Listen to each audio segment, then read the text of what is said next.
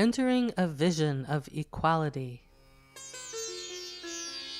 Baal Shem Tov said, "Everybody is unique. Compare not yourself with anybody else, lest you spoil God's curriculum." One of the most important spiritual qualities to attain is the state of equality consciousness. With equality consciousness, you see the universal creative force behind, within, and expressing as each form, rather than only seeing the outer details of the form. With equality consciousness, you see the spiritual power that exists equally in everything, even as you relate appropriately to all the necessary perceptions, judgments, actions, and decisions of life. Equality consciousness helps you let go of binding desires and enter a place of inner freedom. Equality consciousness brings peacefulness of mind.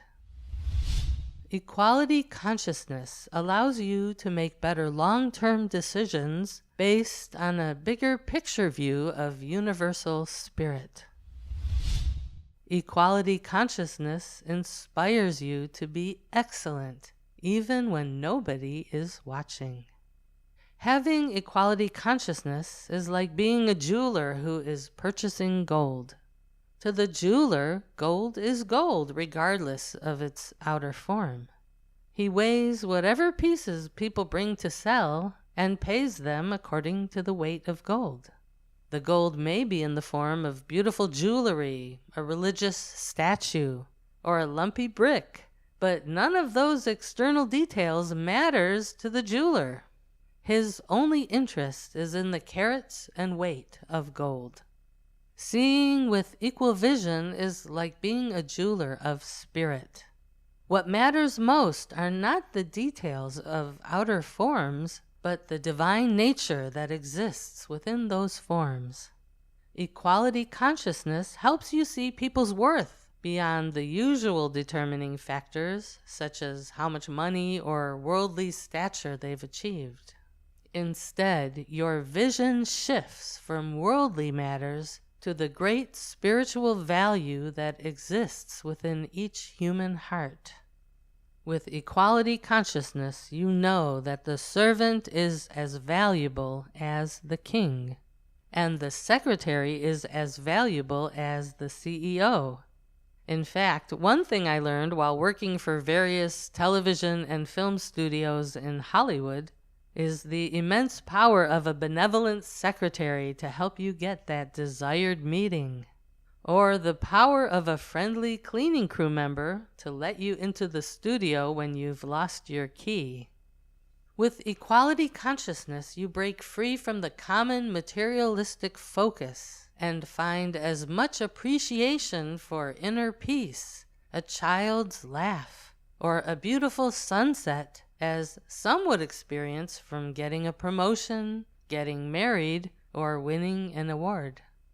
Just think, if you could feel as much joy from taking a breath of fresh air in the morning as you would experience from achieving a worldly goal that has taken years of effort, then you get to experience happiness, joy, and contentment much more often than if you withhold and save your happiness and appreciation for only major outer events.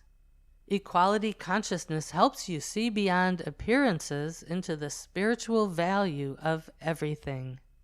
With equality consciousness, you know that in spirit everyone is equally important. Not just in terms of what they can do for you, but inherently so. With equality consciousness, you still see all the different qualities of people and forms. You can distinguish their features and even feel preferences for certain qualities over others.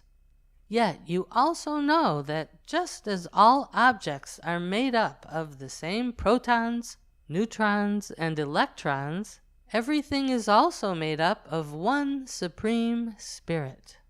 Each contributor to this dance of universal creation has a role to play and a melody to add.